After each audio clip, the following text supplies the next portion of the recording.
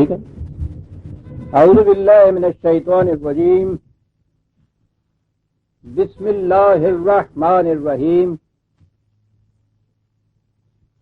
عزیزان ایمان، آج اپریل 1972 کی 9 تاریخ ہے اور درس قرآن کریم کا آغاز سورہ الاعراف کی آیت 51 سے ہو رہا ہے. 7/51.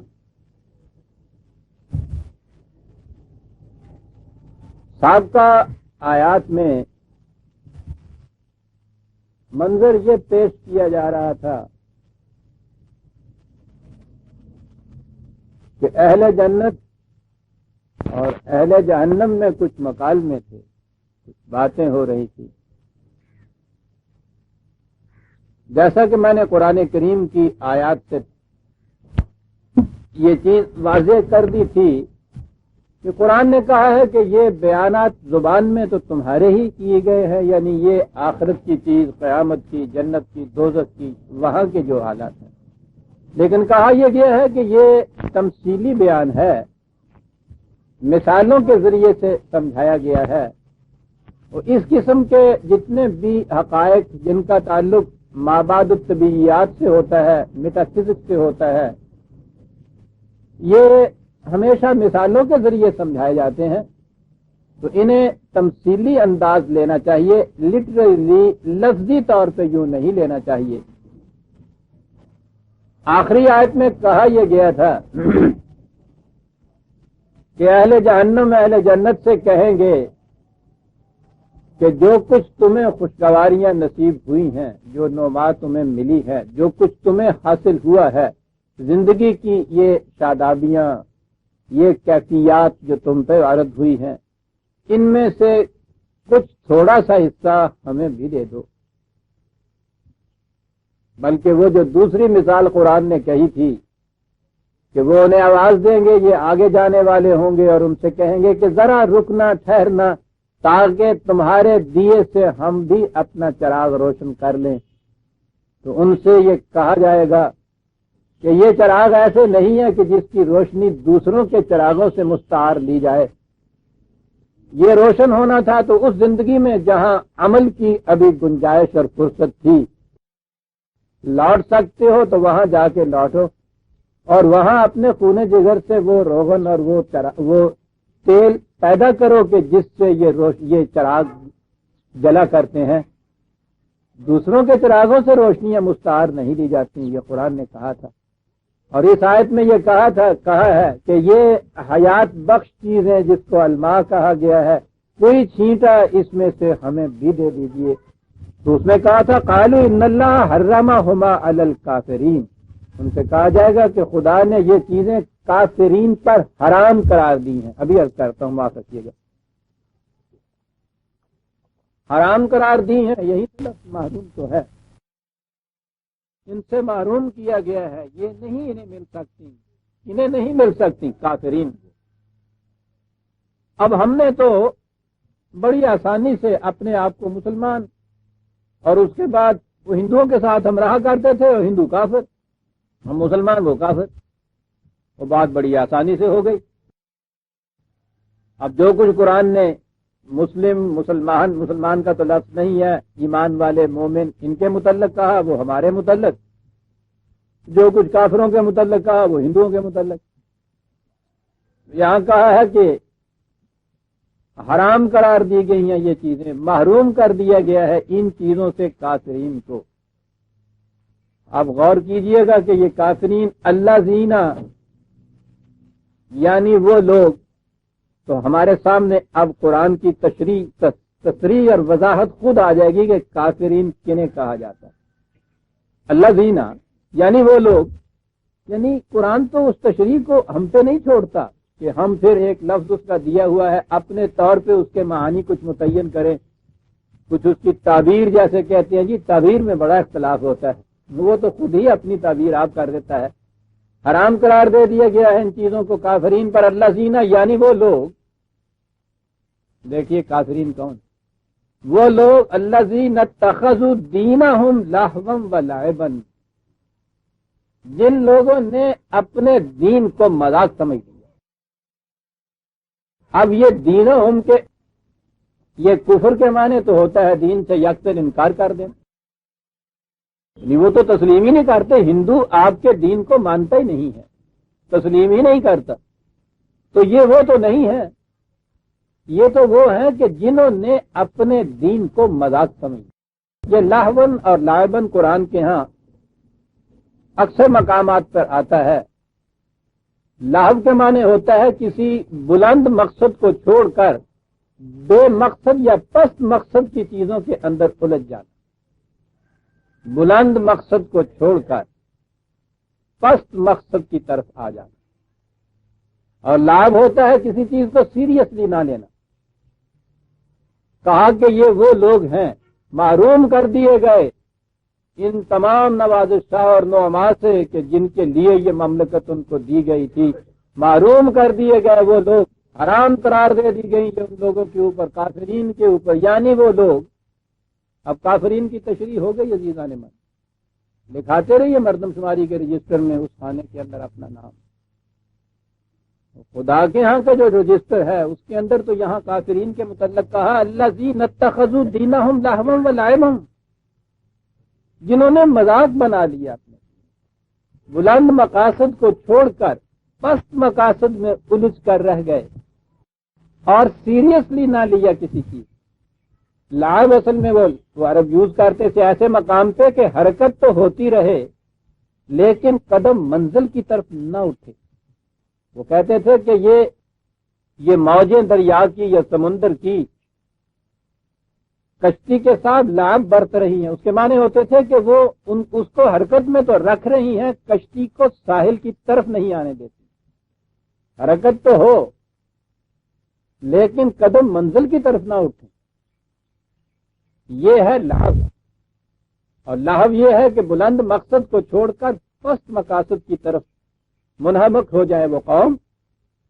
پھر آگے اور تشریح کر دی، یعنی وغرتہم الحیات الدنیا، دھوکہ دے دیا انہیں، فریب میں رکھا انہوں نے پیش پا افتادہ مفاد میں. میں یہاں یہ بھی عرض کر دوں کہ قرآن کریم میں حیات الدنیا جہاں آیا ہے اور اس کے ساتھ لہو و لعب آیا ہے، وما الحیات الدنیا الا لہو و لعب، تو اس کے معنی کر دیے جائیں کہ قرآن نے کہا ہے کہ بس یہ دنیاوی زندگی جو ہے بھائی یہ کھیل تماشا ہے. ان الآخرت لحیوان، اصل زندگی تو وہ ہے جو آنے کو گویا اس دنیاوی زندگی کو قابل نفرت تسلیم کرنا، اس قابل ہی نہ سمجھنا کہ اس پہ اعتنا کیا جائے، کوئی اس کی طرف توجہ دی جائے، اسے حاصل کیا جائے، قطعاً غلط ہے یہ مفہوم قرآن کا. قرآن کریم نے تو مقدم چیز یہ کی ہے کہ یہ دنیا اور اس کی زینت کی چیزیں کون ہے جس نے ان کو حرام قرار دیا ہے؟ قرآن کی آیات ہے. اس نے تو کہا ہے کہ یہ ارض و سما تمہارے لیے مسخر کیا ہوا ہے، ہم نے جکڑا ہوا ہے ہمارے قوانین کی ضرورت، لکم تمہارے فائدے کے لیے. تو ان چیزوں سے تو فائدہ اٹھانا قرآن کے ارشاد کی تعمیل ہے. تو کیا وہ یہ چیزیں جن کو وہ زبائش و آرائش کی چیزیں کہتا ہے اور کہتا ہے کہ کون ہے جس نے حرام قرار دیا، سیرے ارض و سماوات کو وہ مومن مرد انسان کے لیے، مومن کا تو مقام اور آگے ہے، وہ تو آدم کے سامنے سجدہ ریز کراتا ہے ان تمام چیزوں کو. سخر لکم تمام انسانوں کے لیے وہ قرار دیتا ہے. دنیاوی زندگی کو تو وہ اتنی اہمیت دیتا ہے، تو کیا اس کے متعلق وہ یہ کہے گا کہ یہ سب کھیل تماشا ہے؟ وہ اصل یہ ہے کہ جب بھی مستقل اقدار جو زندگی کی ہیں، بلند اصول حیات جو ہیں، ان کے ساتھ اور دنیا کے کسی مفاد میں ٹکراؤ پر پیدا ہوگا، تصادم پیدا ہوگا، ٹائی ان دونوں کے اندر آگے پڑے گی، تو اس وقت وہ یہ کہتا ہے کہ ان کے مقابلے میں یہ مفاد جو ہے، اب دنیا کے معنی پست چیز ہوتی ہے، قریب پڑی ہوئی مفاد عاجلہ جسے ہم کہتے ہیں کہ یہ چیزیں ہیں، یہ بالکل مفاد عاجلہ ہیں، اور وہ چیز ہے حقیقت میں پائیدار اور باقی رہنے والی جسے ہم مستقل اقدار کی زندگی کہتے ہیں. اس کے یہ معنی نہیں کہ دنیا قابل نفرت ہے، اس پہ اتنائی نہ برتو.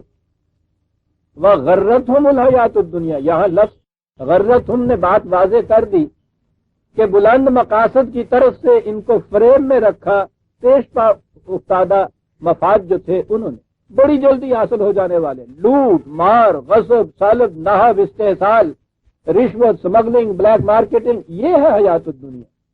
قریبی پڑے ہوئے مفاد، محنت نہ کرنی پڑے اور لوٹ مار سے 420 سے یہ چیزیں حاصل ہوتی رہیں. انہیں معلوم نہیں کہ یہ اس طرح سے یہ چیزیں حاصل ہوتی ہیں. سمیٹنے والا یہ سمجھتا ہے کہ یہ تو کہیں سے کوئی دولت آ رہی ہے، لیکن جب آپ قومی حیثیت سے دیکھیں گے اس چیز کو تو یہ تو کہیں سے آئی ہوئی دولت نہیں ہوگی، یہ تو ایک جیب سے نکال کے دوسری جیب میں جائے گی. یہ ٹھیک ہے کہ جیب کترا جب کسی کی جیب کاٹتا ہے تو اسے تو وہ 100 روپیہ مل جاتا ہے، وہ سمجھتا ہے کہ یہ میری انکم ہے، ٹھیک ہے. لیکن جب آپ قومی انکم کو دیکھیں گے تو وہ تو ایک کی جیب سے نکل کے دوسرے کی جیب میں چلی گئی، وہاں تو کچھ بھی نہیں آیا. یہ فریب ہے. یہ بڑی گہری چیز ہے سوچنے کی کہ جنہیں یہ چند افراد جب اس طرح سے دولت کو سمیٹ لیتے ہیں، یعنی پروڈکشن نہ ہو دولت کی، پیدائش نہ ہو دولت کی، بلکہ استحصال و سلب و نہب ہو، لوٹ لیا جائے، تو وہ کہاں سے لوٹتے ہیں؟ وہ ایک کے جیب سے نکال کے دوسرے کی جیب میں چلا جاتا ہے، ایک کے گھر سے نکل کے دوسرے کی تجوریوں میں چلا جاتا ہے. جب آپ اوور آل انکم گنیں گے اس ملک کی اور اس قوم کی تو اس میں تو کوئی اضافہ نہیں ہوگا، کام ہو جائے گی. اس دوران میں کنزیوم تو ان سب نے کیا نا کچھ کھایا پیا، کچھ پہنا، یہ ساری چیزیں جتنی تھی صرف میں تو یہ آ گئیں. پروڈکشن ہوئی نہیں. جسے انکم کہا گیا یہ چند خاندانوں کا، چند افراد کی انکم کہی گئی، وہ انکم نہیں ہے، وہ ٹرانسفر آف منی ہے، وہ انتقال ہے دولت کا، ایک کے جیب سے دوسری کی جیب کے اندر آئی ہے. اوور آل جب آپ حساب لگائیں گے پوری قوم کا تو وہ دولت کم ہوئی ہوگی، بڑی ہوئی نہیں ہوگی وہ دولت کی ہے. یہ ہے فریب. قوم چند گھرانوں کو، چند بستیوں کو، چند خاندانوں کو، یا یہ جو نمود و نمائش کی چیزیں ہمیں نظر آتی ہیں، بڑی موٹریں لگ گئی یہاں جہاں اور سنیما کھل گئے ہیں اور ٹی وی آ گیا، ایسے نظر آتا ہے کہ قوم بڑی ترقی کر رہی ہے. اگر آپ اینالائز کر کے دیکھیں، اس کا تجزیہ کر کے دیکھیں تو آپ کو معلوم ہوگا کہ قوم پست جا رہی ہے. یہ ہے دھوکہ دیا ان کو اس پیش پا افتادہ مفاد نے. یوں ہی حاصل ہو جانے والی دولت کو انہوں نے قومی انکم سمجھ لیا، یہ آمدنی سمجھ لی. یہ آمدنی نہیں ہوتی. وہ جو میں مثال دیا کہتا ہوں، سوکھی ہوئی ہڈی کتے کے منہ میں، اب وہ اس کو چبا رہا ہے، ہڈی نے اس کے کلے چھیل دیے، وہاں سے خون نکلا، اب وہ بڑا مزے لے لے کے اس خون کو چاٹ رہا ہے، تازہ خون، اور چاٹ رہا ہے مزے لے لے کے، یہ سمجھ رہا ہے کہ کسی کا خون پی رہا ہوں، معلوم نہیں کہ اپنا ہی خون پی رہا ہے. یہ ہے جسے فریب کہتے ہیں. فریب دے دیا ان لوگوں کو مفاد عاجلہ نے، پیش پا افتادہ مفاد نے، اور اس سے یہ بلند مقاصد نگاہوں سے اوجھل ہو گئے، پست مقاصد کے اوپر اپنی توجہات کو مرکوز کر دیا. لائبن سیریسلی نہیں رہا، حرکت تو ہوتی رہی، قدم منزل کی طرف نہیں اٹھے، کشتی ساحل کی طرف نہیں گئی. یہ ہیں وہ لوگ. اب دیکھ لیجئے، کافرین اللہ زینا، یہ ہے کافر. تو سوچیے برادران عزیز، کہاں ہیں ہم؟ لیکن ہم تو کبھی جائزہ ہی نہیں لیتے. یہ چیزیں سامنے آتی ہیں تو وہ ہم بالکل آنکھیں بند کر لیتے ہیں، فریب دے لیتے ہیں اپنے آپ کو. وہ حبشی کی طرح آئینہ توڑ دیتے ہیں اور سمجھ لیتے ہیں کہ میری شکل بھیانک نہیں ہے، کیونکہ آئینہ جو توڑ دیا ہم نے. یہ ہے وَحَرَّمَهُمَا عَلَى الْكَافِرِينَ. محروم کر دی جاتی ہے وہ قوم ان تمام نعمات سے اور ان عقائدوں سے کہ جو بلند مقاصد کو چھوڑ کے پست مقاصد کو اپنے سامنے رکھ لیتی ہے، جو زندگی کو سیریسلی نہیں لیتی ہے، جو پیش پا افتادہ مفاد کے اوپر گر پڑتی ہے اور یہ اس کو فریب میں رکھتے ہیں. آخر الامر اس کافر قوم کو محروم کر دیا جاتا ہے نعمائے خدا. کہا فَالْيَوْمَ نَنْسَاهُمْ كَمَا نَسُوا لِقَاءَ يَوْمِهِمْ هَذَا. مکافات عمل کے دن جب نتائج محسوس شکل میں سامنے آئیں گے تو اس کے متعلق کہا. عام ترجمہ تو یہ کہا جاتا ہے کہ آج کے دن ان کو بھلا دیا جائے گا جیسا کہ انہوں نے آج کے دن کو بھلا دیا تھا. اس صرف بھلا دینا ہی اس کے معنی نسیہ کے معنی نہیں ہوتے. اس کے بنیادی معنی ہوتی ہیں کہ کوئی چیز جو کسی کے پاس ہو وہ اس کی حفاظت کرنا چھوڑ دے. چیز پاس ہو اس کی حفاظت کرنا چھوڑ دے. یہیں سے یہ لفظ بے اعتنائی برتنا، تو قابل توجہ نہ قرار دینا کسی کو، یہ معنی اس میں آ جاتے ہیں. وہ تو یہ کہا کہ انہوں نے قانون مقافات عمل کو قابل توجہ ہی نہ سمجھا، بے اعتنائی برتی اس سے، ان کے پاس تھا سب کچھ لیکن اس کی حفاظت نہ کی، نتیجہ اس کا یہ کہ آج یہ کسی اتفاق کے قابل ہی نہیں سمجھے جا رہے۔ یہ ایک ایسی جن سے قاصد جسے قرآن نے دوسری جگہ کہا ہے، یہ ایک ایسی جن سے قاصد ہے کہ کوئی نگاہ اٹھا کے ان کی طرف نہیں دیکھتا، کوئی مول ہی نہیں ان کا، کوئی خریدار ہی ان کا نہیں، قابل توجہ ہی نہیں یہ رہے، اس لیے کہ انہوں نے اس چیز کو فراموش کر دیا یا قابل توجہ نہیں سمجھا تھا کہ قوموں کی زندگی کے اعمال ایک دن نتیجہ خیز ہو کر رہتے ہیں۔ انہوں نے یہ کیا اور نتیجہ اس کا یہ ہے کہ آج یہ قابل توجہ ہی نہ رہی قوم کا۔ سوچئے کہ جو خدا کے قانون کی روح سے قوم نگلیکٹڈ ہو جائے، اس کو قابل توجہ ہی نہ سمجھا جائے، کنڈیمڈ ہو جائے وہ قوم، اس کا کیا حشر ہوتا ہے۔ حرمہما، یہ تمام چیزیں جتنی بھی ہیں ان سے چھین لی جائے گی، ان کو محروم کر دیا جائے گا، ان پہ حرام قرار دی جائے گی یہ تمام چیزیں۔ پوچھتے ہیں سب حرام و حلال کے مسائل پوچھتے ہیں، مسائل تو یہ پوچھتے ہیں، حقائق کی طرف ان کی نگاہ نہیں جاتی۔ یہ ساری چیزیں تو حلال و طیب تھیں، یہ جو اہل جنت کو مل رہی ہیں حلال اور طیب چیزیں ہیں، یہ حرام قرار دے دی گئیں اس قوم کے لیے جس نے زندگی کے ساتھ یوں مذاق کیا، جس نے حقائق کے ساتھ مذاق، جس نے دین کے ساتھ مذاق کیا۔ یہ دین کے ساتھ مذاق کی بات تو آپ غور کیجئے کتنی بڑی، ایک لمحہ ہم پہ ایسا نہیں گزرا اس 25 سال میں جب کہ ہم نے دین اسلام کا نام نہ لیا۔ ہر شخص نے اٹھ کے، ہر حکومت نے، ہر ذمہ دار نے پہلی چیز یہ ہے کہ صاحب کہ حاکمیت ساری خدا کو بلانگ کرتی ہے، ساورینٹی بلانگ ٹو اللہ، اور اس کے بعد صاحب یہاں کوئی قانون ایسا نہیں ہوگا جو خدا کے قانون کے خلاف بنایا جائے گا۔ بالکل صاحب، پہلا چیپٹر آپ کے یہاں کے ہر آئین کا یہ بنتا تھا، جو آتا ہے برسر اقتدار سب سے پہلے اس چیز کا اعلان کرتا ہے۔ قرآن کہتا ہے مذاق کر رہے ہیں دین کے ساتھ، انکار کر کے کوئی دوسری روش اختیار کر لینا اس بات کی، وہ روش کچھ تو اپنے نتائج دے گی، لیکن کسی روش کسی نظام کے متعلق اقرار کرتے جانا اور اس پہ مذاق کرتے چلے جانا، مذاق کے معنی یہ ہے کہ آپ کہتے چلے جائیے کیجئے نا، وہ جسے وہ کہتا ہے کہ ہاں صاحب میں ٹھیک ہے اتنے روپے تمہیں دے دوں گا، وہ کہتا ہے ٹھیک کہتے ہو، مذاق کر رہے ہو، اس کے معنی یہ ہوتے ہیں مذاق کر رہے ہو کہ کہہ تو رہے ہو، ایمانداری سے کہو ایسا کرو گے بھی۔ یا دوسری جگہ وہ کہتے ہیں نا کہ میں نے تو تم سے مذاق کیا تھا۔ دین کے ساتھ یہ مذاق ہوتا ہے، یہ انکار نہیں ہوتا دین سے۔ یہ قوم اپنے آپ کو ہندو نہیں کہلاتی، مسلمانی کہلاتی، اس دین کا متبع کہلاتی ہے، دین سے مذاق کر کہا جو دین سے مذاق کرتی ہے پھر انہیں محروم کر دیا جاتا ہے ان چیزوں۔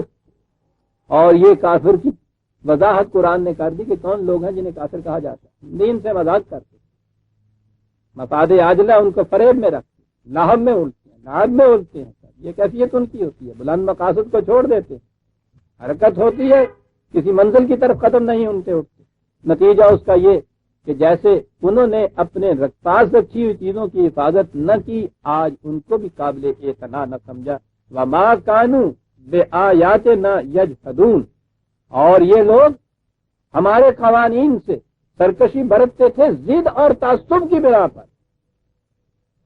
یہ انکار ہی نہیں ہے، یہود جو ہے وہ اس قسم کی سرکشی یا انکار ہوتا ہے جو ضد کی بنا پہ، تعصب کی بنا پہ کیا یا یہ بات نہیں کہ سمجھتے نہیں تھے، سمجھتے تھے، یہ کرتے تھے، اس کا نتیجہ یہ ہے حرمہما علی الکافرین۔ اب سوال یہ پیدا ہوا کہ یہ قوانین خداوندی سے سرکشی برتتے تھے جانتے بوجھتے ہوئے، تو کہاں تھے یہ قوانین خداوندی؟ کیا واقعی ان کے پاس تھے؟ یہ اگر کہہ دیں کہ صاحب ہمیں تو معلوم نہیں تھا، اور آپ نے یہ سارے الزامات کی فرض جرم ہمارے سر تھوپ دی، کہا وَلَقَدْ جِئْنَاهُمْ بِكِتَابٍ، ان کے پاس تو یہ ضابطۂ قانون موجود تھا، ضابطۂ قانون موجود تھا۔ اس کے بعد صاحب بات ٹھیک ہے وہ تو موجود تھا، لیکن وہ بات ایسا وہ کچھ مجمل سا تھا، کچھ مبہم سا تھا، وہ بات سمجھ میں نہیں اس کی آتی تھی، تعبیرات میں بڑا اختلاف تھا اس کے، اس واسطے بات صاف نہیں تھی۔ کہا کتاب فصلناہ علی علم، وہ کتاب مبہم نہیں تھی، مجمل نہیں تھی. وہ کتاب ایسی تھی کہ جس کو ہم نے نکھار کر بیان کیا. فصلنا کے معنی ہوتا ہے الگ الگ یوں بیان کر دینا، ڈسٹنکٹلی، اس طرح ڈفرینشیٹ کر کے دوسری چیزوں سے. اسے کہتے ہیں فصل کے معنی ہوتا ہے ایک چیز اور دوسری چیز کے درمیان ایک امتیازی نشان پیدا ہو جانا. اس طرح سے ہم نے اس کو نکھار کر ابھار کر وضاحت سے بیان کیا. اور بیان یہ جو کیا ہم نے، یہ جو اس طرح سے تفصیل دی ان کی علی علم، یہ مبنی تھی علم پر، اور علم میں بھی خداوندی. تو آپ سمجھیے کہ جو کتاب، جو ضابطہ، جو قانون دیا جائے اور پھر اس کو اس طرح سے نکھار کر بیان کیا جائے، اور یہ نکھار کر بیان کرنا مبنی ہو علم خداوندی کے اوپر، تو وہ کتاب پھر مجمل رہ جائے گی، وہ مبہم رہ جائے گی، سمجھ میں نہیں آئے گی. اس میں اختلافات ہوں گے، اس کی تعبیرات مختلف ہوں گی. مذاق کر رہے ہیں دین کے ساتھ. لیکن کہا کہ کتاب جو ہے اس میں تو قوانین ہی درج ہوتے ہیں، کتنے ہی واضح، کتنے ہی تصریح کے ساتھ کیوں نہ ہوں. ہدی و رحمت، اس میں رہنمائی، گائیڈنس، وہ راستہ دکھاتی تھی. اور اس میں سامان نشو و نما موجود تھا. یہ سب تھا. پھر کیا ہوا اس قوم سے؟ کہا یہ تو سب کچھ تھا لقوم یؤمنون، یہ اس قوم کے لیے تھا کہ جو اس کی صداقتوں پر ایمان رکھتی ہے. پھر یہاں ایمان نے بھی اپنے معنی واضح کر دیے. وہاں کافرین کہا تھا کہ جو زبان سے اقرار کرنے کے باوجود اس کو سیریسلی نہ لیں، بے اعتنائی برتیں، مذاق کریں اس سے.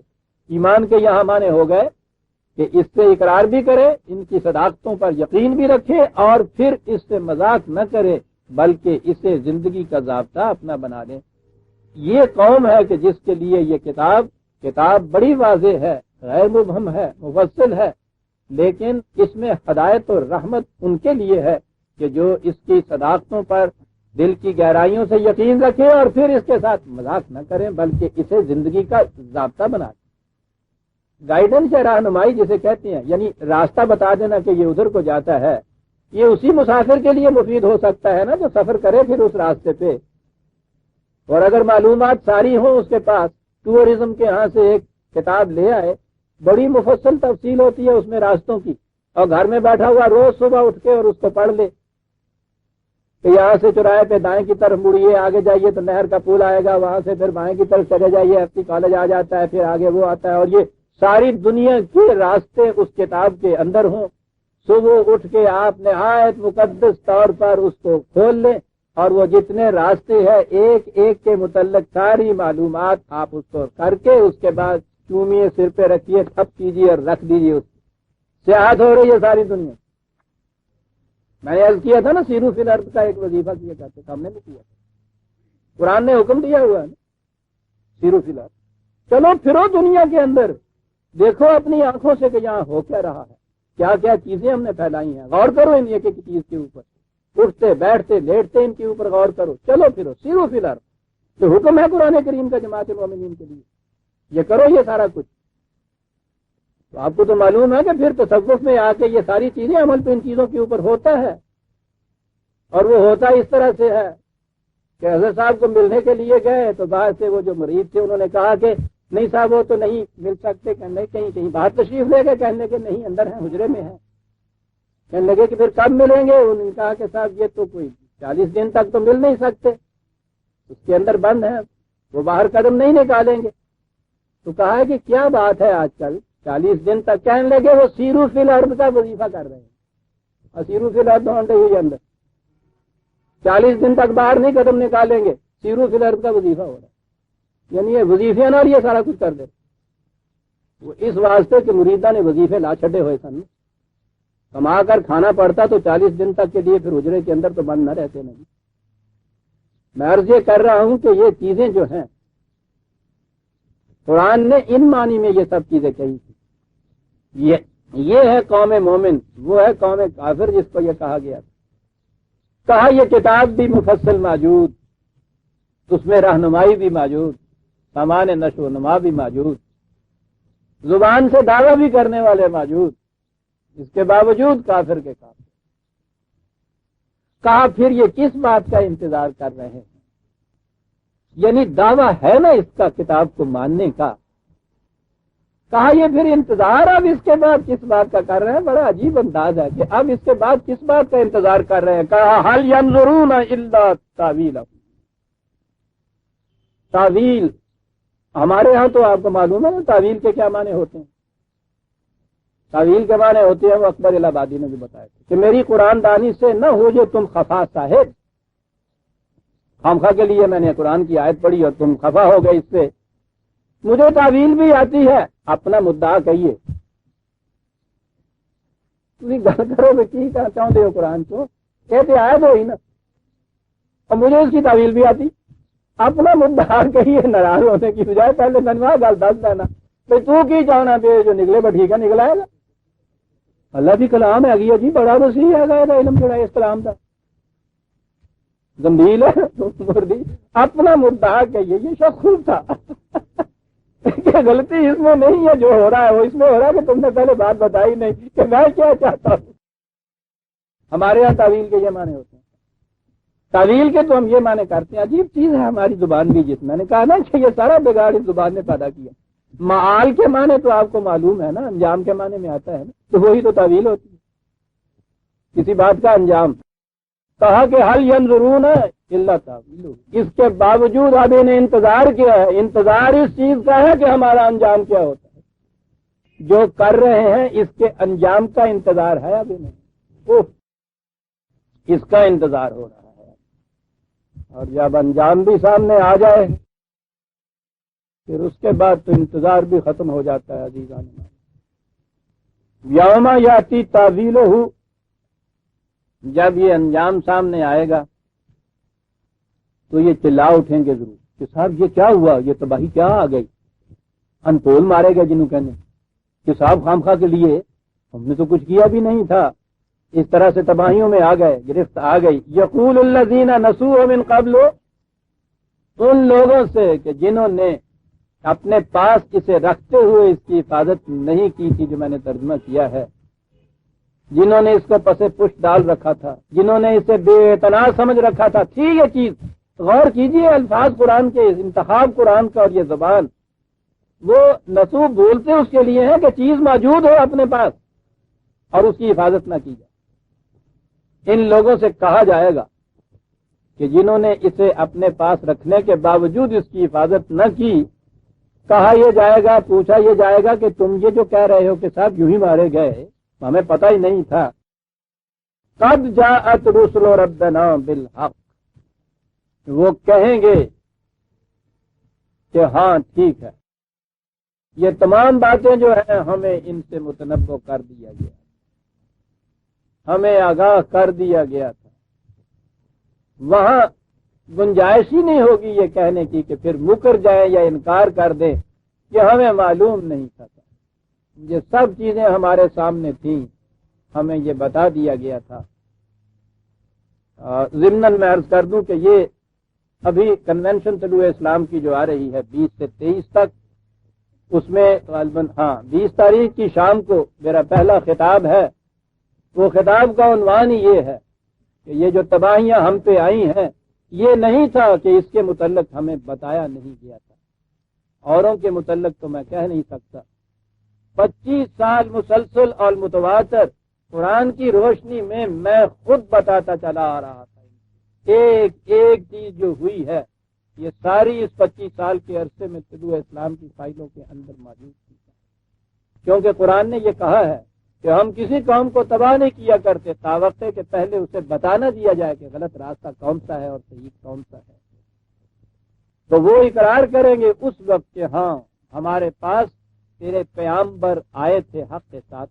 یاد رکھیے نبوت ختم نبوت سے پہلے تو یہ پیغمبر خدا کے رسول اور اس کے نبی وہ آیا کرتے تھے. نبوت ختم ہو جانے کے بعد خدا کا پیغام ہمارے پاس موجود محفوظ شکل میں. اب اس کے بعد اس امت کا فریضہ ہے ان میں سے جو بھی قرآن کے اوپر نگاہ رکھے ان کا فریضہ ہوتا ہے کہ یہ پیغام خداوندی دوسروں تک پہنچائیں. ختم نبوت کے بعد یہ رسالت کا فریضہ جو ہے یعنی پیغام پہنچانے کا فریضہ یہ امت کے ذمہ لگ گیا اس امت پوری کو وارث کتاب کہا گیا ہے۔ اب کوئی رسولوں کی طرح اور نبیوں کی طرح خدا کی طرف سے آ کے یہ پیغام نہیں پہنچائے گا، بلکہ اس امت کے افراد جو ہوں گے جن کی بھی نگاہ قرآن پہ ہوگی وہ اس چیز کو خود سمجھیں گے اور دوسروں تک بھی پہنچائیں گے۔ یوں ختم نبوت کے بعد فریضہ رسالت جو ہے وہ امت کے افراد اس طرح سے انہیں دوسروں تک پہنچائیں گے۔ اب خدا کی طرف سے کسی آنے والے کا یا کسی پیغام کو لانے والے کا تصور غلط ہے۔ پوچھا جائے گا کہ کیا یہ چیز تم تک پہنچے تھی، وہ اقرار کریں گے کہ ہاں ہم تک یہ پیغام پہنچ چکے ہوئے تھے۔ اب اس کے بعد کہ پھر کیوں انحراف برتا تھا، ذہن میں یہ تھا کہ کوئی بات نہیں، اگر کچھ ایسا ہلا گلا کہیں ہو بھی گیا تو بہت لوگ ہیں جو ہمارا ساتھ دینے والے، ہمارے ساتھ کھڑے ہونے والے ہیں۔ کہا فَهَلْ لَنَا مِن شُفَعَاءَ فَيَشْفَعُوا لَنَا، وہ اس بے بسی میں اور مایوسی کے عالم میں یہ کہیں گے کہ کوئی آج ہے ایسا جو ہمارے ساتھ کھڑا ہو جائے۔ میں نے عرض کیا تھا کہ یہ شفاعت جسے کہتے ہیں، سفارش تو اس کے بعد میں ثانوی معنی ہے، بنیادی معنی اس کے ہوتے ہیں کسی کے ساتھ کھڑے ہو جانا، دیوار بر دیوار کھڑے ہو جانا۔ حق شفا یہی سے لگتا ہے نا، یہ ساتھ کھڑے ہو جانے والے کوئی ہے آج جو ہمارے ساتھ کھڑا ہو جائے، اس میں کوئی ایسا نہیں ملے۔ وہ بیچارے در بدر کی ٹھوکریں کھاتے ہوئے چلے آئیں گے، کبھی اس مملکت میں، کبھی اس ملک میں، کبھی اس قوم کے پاس، کبھی اس کے پاس، یہ کہتے ہوئے کہ فَهَلْ لَنَا مِن شُفَعَاءَ، کوئی ہے جو ہمارے ساتھ کھڑا ہو جائے۔ کہا کوئی اس وقت ان کے ساتھ کھڑا نہیں ہوگا، یہاں تک یہ پہنچ چکی ہوگی۔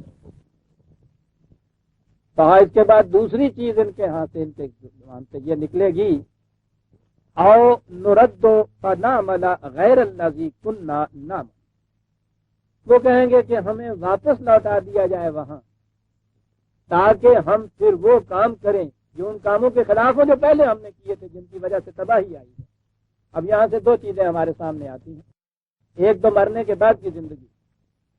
قرآن کریم نے متعدد مقامات پر اس چیز کو دہرایا ہے کہ وہاں یہ کہیں گے کہ ایک بار اور اگر چانس ہمیں دے دیا جائے اور لوٹا دیا جائے ہمیں پھر اسی دنیا کی زندگی میں، تو یہ کہتے ہیں خدا سے کہ پھر آپ دیکھیے کہ ہم کس طرح سے کتنے اچھے اچھے کام کرتے ہیں، ایک بار آؤ۔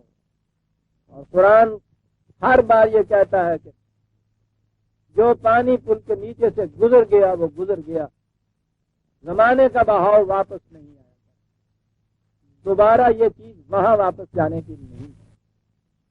یہ جو عام طور پہ ہندوؤں کا عقیدہ تناسخ جسے کہتے ہیں، آواگون کا ٹرانس مائگریشن آف سول جسے کہتے ہیں، اور ہندوؤں کے ہاں کا یہ نہیں ہے، یہ تو یونان کا ہے، پیتھاگورس نے یہ تصور دیا تھا۔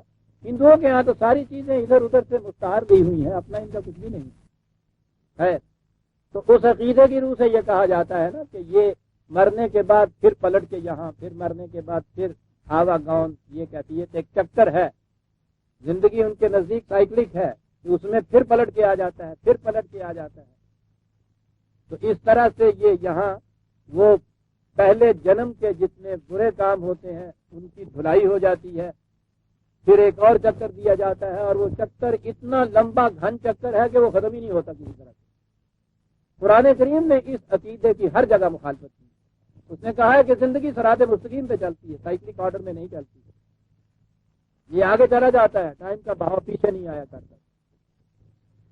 یہ بڑی عظیم چیز ارتقاء کے سلسلے میں، نظریے میں آپ جتنے سائنٹسٹ ہیں ان سے پوچھئے گا کہ یہ جتنی اسپیشیز جس کے اندر تو یہ صلاحیت انہوں نے پیدا کر لی کہ وہ زندہ رہیں یا آگے بڑھ جائیں، وہ تو موجود رہیں، اور جنہوں نے یہ صلاحیت پیدا نہ کی وہ ختم ہو گئیں۔ دوبارہ چانس کا یہاں سوال نہیں۔ اس سٹیج کے اوپر جو انسان کی زندگی ہے، اس میں اس نے اپنے مستقبل کو اپنے ہاتھ سے بنانا ہے۔ ما قدمت لحیاتی، میں نے یہاں جو پہلے بھیجا ہے اپنی زندگی کے لیے، یہاں سے بھیجنا ہے کچھ۔ یہاں یہ جو زندگی کی سٹیج ہے، یہاں اس نے اپنی زندگی آئندہ سٹیج کے لیے کچھ بنانی ہے۔ جس قسم کی وہ بن گئی زندگی، وہ وہاں کی زندگی ہو گئی۔ ایک زندگی وہ ہوگی کہ جس میں آگے بڑھنے کی صلاحیت ہوگی، وہ ہے جسے جنت کی زندگی قرآن کہتا ہے، مزید ارتقائی منازل طے کرنے کے قابل ہو جانا۔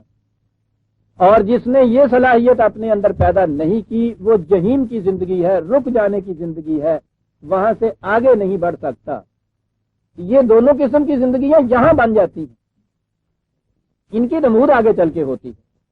یہ نہیں ہوتا ہے کہ وہاں اگر کسی میں کمی رہ گئی یا ایسی زندگی وہ نہیں ہو سکی آگے بڑھنے کی تو دوبارہ یہاں اس کو بھیج دیا جائے کہ چلیے ایک اور چانس لے لیجئے، یہاں پھر تیاری کر کے پھر آگے بڑھ جائیے۔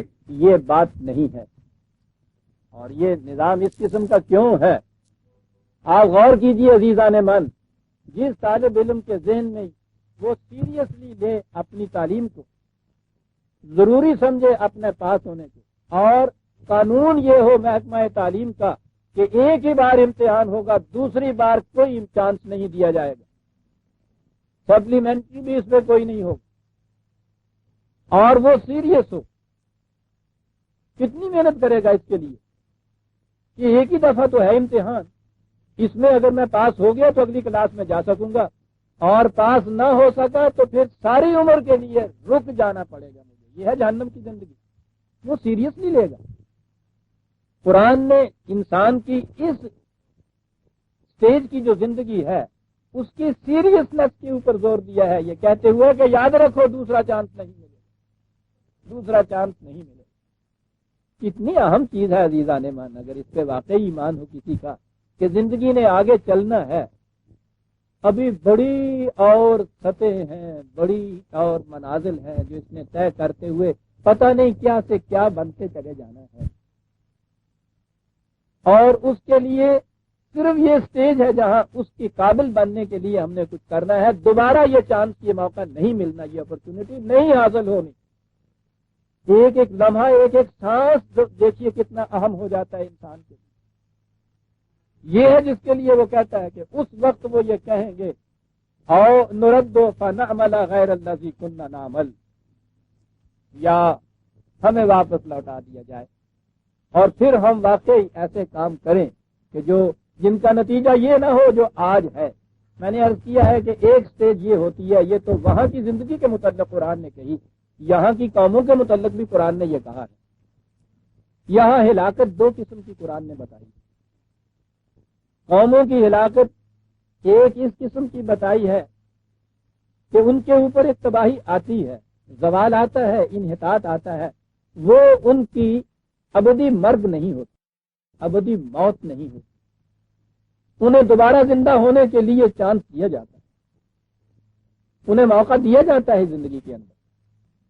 یہ چیزیں قرآن کریم میں بہت سی قوموں کے متعلق آئی۔ جسے توبہ کہا جاتا ہے وہ ایک فرد کی توبہ نہیں ہے، قوم کی توبہ بھی ہے۔ واپس وہاں جایا جاتا ہے جہاں سے غلط سمت کی طرف قدم اٹھا تھا۔ تو قوموں میں ایسی تباہی آتی ہے جس میں ابھی ہنوز اس کا چانس ہوتا ہے، حیات نو کا، نشأت ثانیہ کا، بعض آفرینی کا، پھر وہی زندگی حاصل کر لینے کا۔ اور دوسری قسم کی تباہی قرآن نے کہی ہے وہ حرام و نہ کر یا تنندر، نہیں ابدی طور کے اوپر وہ پھر قوم ختم ہو جاتی ہے۔ تاریخ میں بہت سی قومیں ایسی ملتی ہیں، قرآن نے کہا ہے کہ اس کے بعد حدیث ان کی داستانیں باقی رہ جاتی ہے، قوم باقی نہیں رہتی۔ تو خود ہندوستان کی تاریخ میں دیکھیے، یہاں وہ اسکین آئے، باخترین آئے، وہ ہون آئے، کتنی قومیں یہاں آئیں، نام ان کا تاریخ میں ملتا ہے، نشان کہیں نہیں ملتا ہے۔ یہ وہ قومیں ہیں جو اس طرح سے تباہ ہوئیں کہ پھر ان کے نصیب میں حیات ثانیہ نہ ہو۔ لیکن بے شمار قومیں ایسی تھیں کہ جو تباہ ہوئیں ان کو پھر سے موقع دیا گیا باز آفرینی کا۔ میں سمجھتا ہوں کہ ہم پہ جو تباہی اس وقت آئی ہے یہ اس دوسری قسم کی تباہی ہے۔ تباہی تو بہت بڑی ہے، تاریخ میں بہت کم اس کی مثال ملتی ہے، لیکن ابھی باز آفرینی کا موقع باقی ہے۔ یہ جو خطہ زمین ابھی تک باقی رہ گیا ہے، اس کے معنی یہ ہے کہ یہ سٹیج ابھی یہ ہے کہ جس میں ہم دوبارہ چاہیں تو اپنی زندگی پیدا کر سکتے۔ یہ وہ مقام نہیں جس میں قرآن کریم نے کہا تھا کہ قومیں ابدی طور پر زندگی سے محروم ہو جایا کرتی۔ دیکھنے کی بات یہی ہے کہ کیا اتنے بڑے شدید جھٹکے کے بعد یہ بڑا فاجعہ کبریٰ ہے جو بہت بڑا جھٹکا ہے قوموں کی زندگی میں، کیا اس کے بعد بھی یہ چیز اس قوم کی سمجھ میں آتی ہے یا نہیں کہ ہم نے زندہ رہنا ہے؟ یہ بات اگر نہیں سمجھ میں آئے گی تو ایک اور جھٹکا اس کے بعد جو آئے گا، اس کے بعد وہ یہ قوم اس درجے میں پہنچ جائے گی جہاں سے لوٹنا واپس آنا ان کے اوپر حرام قرار دے دیا جائے گا۔ لہذا ابھی اس کے لیے موقع دیا گیا ہے اس قوم کو، کہا کہ وہ جو آخری مرحلہ ہے جس میں وہ کہیں گے کہ ہم واپس لوٹ جائیں تو پھر ہم اچھے کام کریں، تو انہیں کہا جائے گا کہ نہیں، تم اپنے چانس اویل کر چکے جسے کہا جائے گا، اب اس کا موقع نہیں ہے۔ مثلا فرض کرو کہ امتحان کے لیے 2 چانسز قانون کی روح سے مل سکتے ہوں،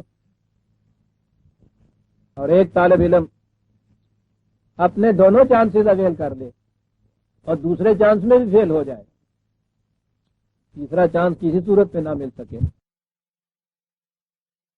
زندگی کے امتحانات تو ایسے نہیں ہوتے عزیزان من، تو جیسا اب ہو رہا ہے کہ امتحان میں بیٹھیے ہی نہیں اور پاس ہو جائیے، بلکہ وہ تو کہتے ہیں کہ وہ فرسٹ آ جاتا ہے۔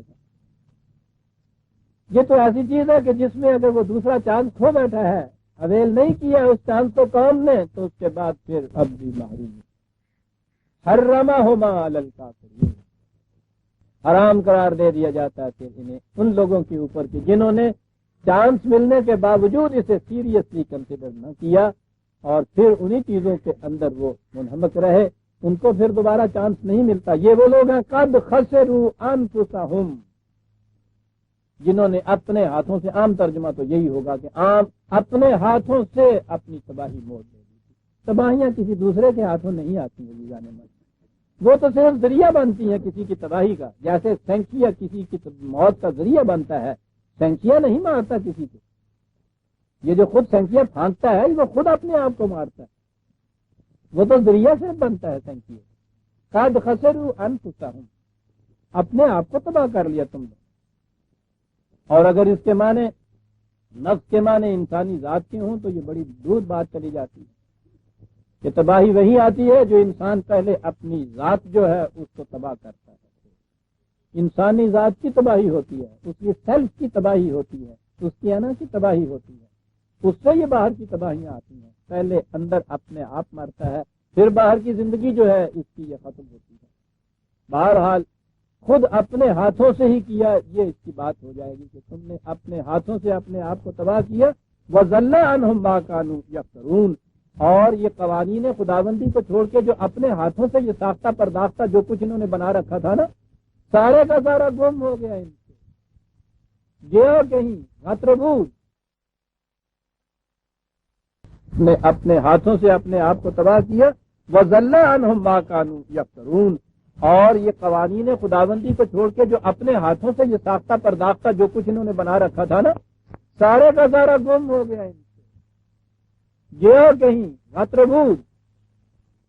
بڑی امیدیں لگا رکھی تھی انہوں نے، بڑے بڑے محکم سہارے ان کو سمجھا تھا انہوں نے، سمجھے کہ جب وہ وقت آ جاتا ہے مقاصد عمل کا قوم کے اوپر تو یہ جتنے انسانوں نے اپنے لیے خود سہارے بنائے ہوئے ہوتے ہیں سارے گلا گم ہو جاتے ہیں، ختم ہو جاتے ہیں وہ سارے، کوئی باقی نہیں رہتا۔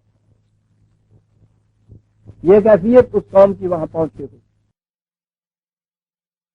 کہا یہ چیزیں یوں ہی بائی چانس نہیں ہوتی، اتفاقی طور پر نہیں ہوتی، یہ تو ایک نظام ہے،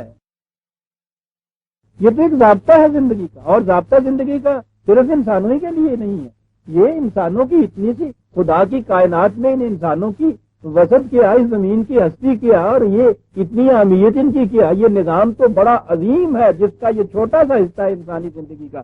ان ربکم الذی خلق السماوات والارض فی ستۃ ایام ثم استوی علی العرش، یہ اس خدا کا نظام ہے کہ جس نے اس کائنات کو ارتقائی طور پر 6 مختلف سٹیجز کے اندر پیدا کیا۔ درس کے تھوڑے سے وقت میں تو یہ اتنی فرصت نہیں کہ میں یہ ستت ایام جو ہیں ان کی تشریح کر سکوں۔ یہ ہماری خوش بختی ہے کہ یہ چیزیں جو ہیں ہمارے سامنے قرآن کے ایک طالب علم نے ان چیزوں کو واضح کیا ہے۔ میرا مفہوم ڈاکٹر عبد الودود صاحب کی کتاب فینومینا آف نیچر اینڈ قرآن سے ہے، یہ ساری اصطلاحات اس کے اندر آ گئی ہیں اور انہوں نے سائنٹیفک طریقے سے یہ سمجھایا ہے کہ ان کے معنی کیا ہیں. علوم سائنس کی روشنی میں ستت ایام کیا ہے یہ بھی وہاں موجود ہے. بہرحال جو کہا گیا یہاں وہ ایک سائنس کا فینومینا بیان نہیں کیا گیا. کہا یہ گیا ہے کہ ارتقائی طور پہ یہ سلسلہ جاری ہے. تمہاری زندگی بھی ارتقاء کے ہی سلسلے کی ایک کڑی ہے. اس میں بھی سٹیجز ہیں. کائنات کی تخلیق میں سٹیجز تھیں, اس میں بھی سٹیجز ہیں. خلا کا پیدا کر دیا. اس کے بعد یورپ کا ایک سائنٹسٹ آیا, یہ پازیٹیوسٹ. انہوں نے کہا یہ ٹھیک ہے صاحب, یہ پیدا کر دیا, چلیے ہم مان لیتے ہیں تم کہتے ہو تو, لیکن یہ ایسا ہی ہے جیسے کہ گھڑی کو ٹوک دے دی جائے, وائنڈ کر دیا جائے, تو اس کے بعد پھر وہ 8 دن تک چلتی رہتی ہے اسی زور درو سے, اسے پھر کسی کی ضرورت نہیں ہوتی. تو اس لیے اب اس کائنات میں خدا کا دخل کوئی نہیں ہے. وہ اس نے بنا دیا, اس کو چابی دے دی اس گھڑی کو, اب یہ اپنے فلر کے زور سے چل رہی ہے, معاملہ ختم ہوا. کہا غلط کہتے ہو, اس طرح سے نہیں کچھ چل سکتا. اس کے اوپر تو ایک کنٹرول ہونا چاہیے, مستقل کنٹرول ہونا چاہیے, اور اس کے لیے بھی کہ جو کچھ یہ ہے سلسلہ کائنات کا, اتنا عظیم کارگاہ کائنات محیر العقول کہ جس کے اندر اس قدر متنوع طور پہ یہ سارے پرزے کام کر رہے ہیں, ان کے اوپر کنٹرول کی ضرورت. اور پھر یہ کہ اس تخلیق کائنات, تخلیق میں اضافے بھی تو ہوتے رہتے ہیں, قرآن کہتا ہے. اس لیے یہ تصور غلط ہے کہ خالق تو کوئی ہے. ایک تو یورپ کی مادیت کا تعلق یہ ہے نا کہ وہ کہتے ہیں خالق کا ہی ہمیں پتہ نہیں, یہ کسی طرح خود بخود وجود میں آ گیا ساری کائنات جو تھی. دوسرا وہ ہے جو یہ کہتے ہیں کہ نہیں ٹھیک ہے, تخلیق تو کسی کریٹر نے اس کو کیا, خالق نے کیا, لیکن اب اس کا کوئی عمل دخل اس کے اندر ہے نہیں. وہ اس کو گھڑی کی چابی دی اس نے اور وہ الگ ہو گیا. یہ ہے وہ ہندوؤں کا وہ تصور جو اصل میں تورات سے آیا کہ 6 دن کے اندر خدا نے اس کائنات کو پیدا کیا. 6 دن کے اندر, دن کے معنی 24 گھنٹے, سوار منگل بدھ جمعرات جمعہ ہفتہ, یہ 6 دن. اور اس کے بعد تورات میں ہے کہ 7ویں دن پھر وہ تھک گیا تو سو گیا. یہ ثابت ہے ان کے یہاں کا. یہ جو چھٹی ہوتی ہے یہ چھٹی یوں ہی نہیں کر دے, اعلامیہ کی تکان لاؤنڈ ہے ہوں. تورات میں ہے یہ چیز کہ وہ 7ویں دن سو گیا. یورپ کے سائنٹسٹ, یہ جن کا میں اب نام دے رہا ہوں کہ انہوں نے کہا کوک دی ہے, انہوں نے کہا ٹھیک ہے جی, بنایا اس نے, تھک گیا, سو گیا, تو اس کی نیند تمہارے جیسی تو ہے نہیں نا کہ 6-7 گھنٹے میں پوری ہو گئے, سو گیا سوئیں گے. یعنی اللہ میاں کو جاگنا یاد نہیں رہا, سوتے ہوئے یاد کی رہے. تو ان کا تصور یہ ہے کہ وہ بنا کے سو گیا. قرآن ہے عزیزان من, 2 لفظوں کے اندر ان چیزوں کا ابطال کرتا چلا جاتا ہے. خلق السماوات والارض فی 6 ایام ثم استوى علی العرش, پھر وہ اس کی مرکزی کنٹرول کو اپنے ہاتھ میں لے کے بیٹھ گیا.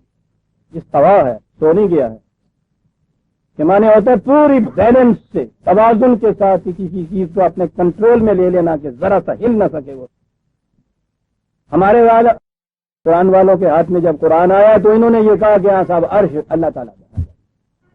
آپ کو معلوم ہے اس کی پیمائش بھی دی ہوئی ہے, اتنا لمبا, اتنا چوڑا, اتنا, اس کا مقام بھی دیا ہوا ہے. وہ تو آپ نے شاید وہ کئی دفعہ وہ حدیث پڑھی ہوگی, دفعہ اب سے بھی غالباً طلوع اسلام میں وہ آئی ہے. عرش کی تفسیر آپ کے ہاں جو حدیث کی روح سے بیان کی جاتی ہے کہ وہ یہاں سے اوپر 7 آسمان ہیں, زمین سے پہلے آسمان کا فاصلہ 500 میل سال کا, پھر اس کے بعد پہلے آسمان اور دوسرے کے درمیان اتنا, دوسرے اور تیسرے کے درمیان, تیسرے اور چوتھے کے درمیان, 7ویں کے درمیان, اسی طرح سے پھر 7ویں آسمان کے اوپر. اب یہ کیا کرے, آگے تو آسمان مک گیا, کوڑا مک گیا. 7ویں آسمان کے اوپر 7 پہاڑی بکرے, ایک سمندر ہے, نہیں 7ویں آسمان کے اوپر ایک سمندر, اس کی گہرائی بھی اتنی کہ 500 میل کا فاصلہ. جیسے یہ سائنٹسٹ لائٹ ایئرز کہتے ہیں نا, یہ جب گناتے ہیں نا کہ روشنی کتنے عرصے میں یہاں تک پہنچی, تو یہ جو آپ کے یہاں کا ارتھمیٹک کا حساب ہے وہ تو ختم ہو جاتا ہے نا بہت پہلے سے. تو لائٹ ایئر ہوتا ہے, لائٹ ایئر ہوتا ہے 1 سیکنڈ میں, اگر میں غلطی نہیں کرتا مجھے تصحیح کر دی جائے, غالباً 1,80,000 میل, 85 جی ہے جی 86. اب کوئی چھوٹے کا فرق نظر آتا ہے, اچھا جی، 1,86,000 میل فی سیکنڈ کے حساب سے سال میں کتنا ہوا؟ یار میتھمیٹکس میں تو اسے وہ کہتے ہیں لائٹ ایئر حساب کرنے کے لیے. تو ہمارے ہاں بھی انہوں نے یہ کہا تو وہ فاصلہ جو بتاتے ہیں نا تو 500 سال کا فاصلہ، ٹھیک ہے. تو وہ سمندر جو ہے 500 سال کا فاصلہ اتنی اس بھی، پھر اس سمندر کے اندر 7 پہاڑی بکرے کھڑے ہیں. آپ سوچئے کہ جو سمندر اتنا گہرا ہے اس میں جو بکرے کھڑے ہوں گے تو ان بکروں کی ٹانگیں ان بکروں کے سینگوں کے اوپر خدا کا عرش ہے. بہرحال کیوں نہ بینند حقیقت رہے افسانہ زنن، ذہن انسانی تھا، افسانہ تھا، کوئی بات نہیں. اگر اتنا ہی کہہ دیا جائے کہ ان کے ذہنوں میں یہ بات نہیں آئی، اس زمانے میں ایسی آئی، شاید ہم بھی اسی قسم کی باتیں کرتے اس زمانے میں. مصیبت وہاں آتی ہے جب یہ اس افسانہ گھر نے کہا یہ کہ رسول اللہ صلی اللہ علیہ وسلم نے یہ فرمایا ہے، بس وہاں جا کے بات ختم ہو جاتی ہے. اور پھر ان کے تراجم آپ نے کیے ساری دنیا میں، تو آپ سوچ لیجئے کہ اب دنیا کا سور والا طبقہ جب یہ کہے گا کہ یہ ان کے رسول نے بتایا ہے عرش کے متعلق، تو اس رسول کے متعلق کیا کہے گا؟ پھر یہ دعویٰ کہ رسول کی کوئی بات اپنی نہیں ہوتی تھی، خدا کی طرف سے وہ کہتا تھا، تو پھر خدا کے علم کے متعلق کیا بات ہوئی تھا؟ یہ ہے وہ چیز عزیزان من، جو یہ چیز میں کہتا رہتا ہوں کہ ہر چیز کو اپنے مقام پہ رکھیے. بہرحال ثم استوى علی العرش، تو خود ہمارے ہاں بھی جب تخت تاج کہا جاتا ہے تو وہ ایک لکڑی کا یہ تخت پوش نہیں ہوتا تھا، اس کے معنی ہی وہ مرکری کنٹرول کی جو چیز ہوتی ہے مملکت کی وہ ہوتی ہے. اور عربی زبان میں تو اس سے بولتے ہیں، اور عربی زبان میں تو چھوڑیے، میں نے کہا نا کہ قرآن کی طرف ہی آ جائیے نا، یہاں تو اس نے صرف یہ کہا ثم استوى علی العرش. متعدد مقامات میں یہ چیز آئی ہے. یہ سورہ یونس میں پہلی تیسری آیت ہے 10/3. قرآن تو خود تشریح اپنی کرتا ہے، وہاں ہے ثم استوى علی العرش یدبر الامر، پھر وہ عرش پہ مستوی ہو گیا تاکہ یہ امور کی تدبیر کرتا رہے. بات ختم ہو گئی. تدبیر امور ضروری، امر خلق یہ ہے، یہ جو محسوس دنیا ہے آپ کے ہاں کی، قرآن اس کو خلق کہتا ہے. لہ الخلق والامر، خلق بھی اسی کے، امر بھی اسی کا. یورپ کا ایک مغرب کا ایک فلاسفر ہے اور سائنٹسٹ بھی ہے وہ ہیٹیگن، اس نے یہ چیز کہی کہ کس قدر خوش قسمت ہیں لوگ، یہ لوگ جن کی زبان یہ عربی تھی اور جن کی زبان میں یہ قرآن آیا، کہ جس میں تخلیق کے لیے 2 لفظ ہیں، خلق اور امر. ہماری بے بذاتی متضاد ہو کہ ہمارے ہاں ایک ہی لفظ ہے کریے، اور اس نے کہا کہ یہ اس لیے ہے کہ ہم اس مادیت سے ان سے جا نہیں سکے. یہ قرآن ہے کہ جس نے خلق اور امر 2 چیزیں بیان کی ہیں کریشن کے لیے. امر کا مقام وہ ہے کہ جہاں ان چیزوں کے پلاننگ ہوتی ہے، ڈیزائنز ہوتے ہیں، اور اس ڈیزائن کے بعد انما امرہ، اس کا امر پھر کیا کرتا ہے؟ وہ کسی شے کے متعلق یہ کہتا ہے کن فیکون، وہ تخلیق میں آ جاتی ہے. اور یہ وہ مرحلہ ہے اس کا تخلیق کا جب محسوس طور پہ تمہارے سامنے وہ آ جاتی ہے. لہ الخلق والامر، یہاں کہا ہے خلق السماوات والارض. اس سلسلہ کائنات کو وہ یوں لایا، اپنے پلان کو محسوس شکل کے اندر اس نے یہ تبدیل کیا، اور اس کے بعد پھر وہ گھڑی کو چابی دے کے الگ ہو کے بیٹھ نہیں گیا، سو نہیں گیا ہندو کے اشارے کے مطابق. ثم استوى علی العرش، پھر وہ اس کے مرکزی کنٹرول کے اوپر ایک بیلنس لیے ہوئے بیٹھ گیا. کاہے کے لیے؟ یدبر الامر، تاکہ جو اس کے پلان ہے، کیا لفظ ہے یدبر عزیزان من؟ اس کے معنی ہوتا ہے کسی کا پیچھا کرنا، اس کو ایگزیکیوٹ کرانا، دیکھتے چلے جانا اس کے پیچھے پیچھے کہ یہ ٹھیک چیز کے اوپر جا رہا ہے یا نہیں، ایگزیکیوٹ کرا دینا اس چیز کو. اس کے لیے ضرورت تھی وہ کہ وہ بیٹھ گیا. تو اس کے لیے سویا ہوا خدا یا گھڑی کو چابی دے کے فارغ بیٹھا ہوا خدا، وہ تو خدا ہی نہیں ہوتا. یہ جو چیز ہے قرآن کریم کی کہ وہ پہلا امر ہے، اس کے اندر وہ ایک ڈیزائن پلان ہوتا ہے، پھر وہ محسوس شکل میں آتا ہے تو یہ تخلیق ہوتی ہے. تخلیق کے بعد بھی اس کا وہ امر کا جو میدان ہے وہ ختم نہیں ہو گیا، بلکہ وہ یدبر الامر. وہ دبر کا لفظ عربی جاننے والے جانیں گے کہ کیا کہہ گیا قرآن اس کے اندر. پیچھا کرنا کسی، اس کے لیے وہ پھر عرش کے اوپر ہے. کیسے حسین انداز میں وہ غالب نے کہا ہے، آرائش جمال سے فارغ نہیں ہنوز، رہتا ہے آئینہ ابھی دائم نقاب میں. یہ بہت بڑا شخص ہے. یہ نقاب کہہ کے اس خوبصورتی سے خدا کی طرف اشارہ کیا، معصوص شکل میں وہ سامنے نہیں آ رہا، زیر نقاب ہے. کر کیا رہا ہے؟ آرائش جمال سے فارغ نہیں ہنوز، رہتا ہے آئینہ ابھی دائم نقاب میں. دائم نقاب میں نہیں. اور اقبال اس سے زیادہ حسین انداز میں کہتا ہے، گما مبر کے بپایا رسید کار مغاں. یہ نہ سمجھ کہ یہ موغ جو ہیں شراب بنانے والے بس ایک مرتبہ تیار کر کے یہ خالی فارغ ہو گئے. ہزار بادائے ناخردہ در رگے تاکست، انگور کی بیل کی شاخ کے اندر ہزار ایسے ابھی پیالے شراب کے ہیں جن کو کسی نے چھوا نہیں ہے. یدبر الامر، یہ ہے تخلیق کے بعد جو کچھ وہ کرتا ہے. اور پھر یہی ہے تدبیر امر، یغشی اللیل النہار یطلبہ حسیسا. کیا خوبصورت منظر کشی ہے، محاکات ہیں. کہتا ہے کہ یہ دیکھیے دن کی یہ تمام درخشندگیاں تابناکیاں کیسی، اس کے بعد رات آتی ہے تو اس کے اوپر ایک چادر اڑا دیتی ہے ظلمت کی تاریکیوں کی. دیکھتے ہیں جس پہ چادر اڑائی جائے وہ معدوم نہیں ہوتا، وہ ختم نہیں ہوتا، کہیں گم نہیں ہوتا. چادر اڑا دیتے ہیں. اس کے بعد کہا کہ پھر یہ دن کی کیفیت کیا ہے؟ کہنے کا یہ اس کے پیچھے پیچھے لپک کے جا رہا ہوتا ہے کہ جانی کتنی آتی ہوتی. ہاں یطلبہ حسیسا والشمس والقمر والنجوم مسخرات بامرہ. یہ ہے وہ امر جس کی تدبیر کے لیے وہ استویٰ علی العرش ہے. شمس و قمر اور نجوم یہ تمام کے تمام اس کے امر کی زنجیروں میں جکڑے ہوئے ہیں جس کی وہ تدبیر کرتا رہتا ہے ہر وقت. یہیں آ گئی وہ بات جو میں نے ابھی کی، الا لہ الخلق والامر. کس زبان میں اس کا ترجمہ ہو سکے گا عزیزان؟ ہماری زبان تو بہرحال ابھی ہے ہی کوتا دامن. میں عرض کر رہا ہوں نا کہ انگریزی زبان بڑی وسیع ہو گئی ہوئی ہے. اس کا جو وہ ماسٹر ہے وہ یہ کہہ رہا ہے کہ ہمارے ہاں اس کے لیے دو لفظ نہیں. بڑے خوش قسمت ہیں جو لوگ، یہ لوگ جن کی زبان میں اس کے لیے دو لفظ ہیں. ہمیں اگر وہ کہنا پڑے پہلی اسٹیج کے متعلق تو ہم ایک لفظ میں نہیں کہہ سکتے. لہ الخلق والامر، امر اور خلق کی اسٹیجز ساری اس کے پروگرام کی تکمیل کے لیے سرگرم عمل ہے. لہو کے معنی یہ ہو جائیں گے.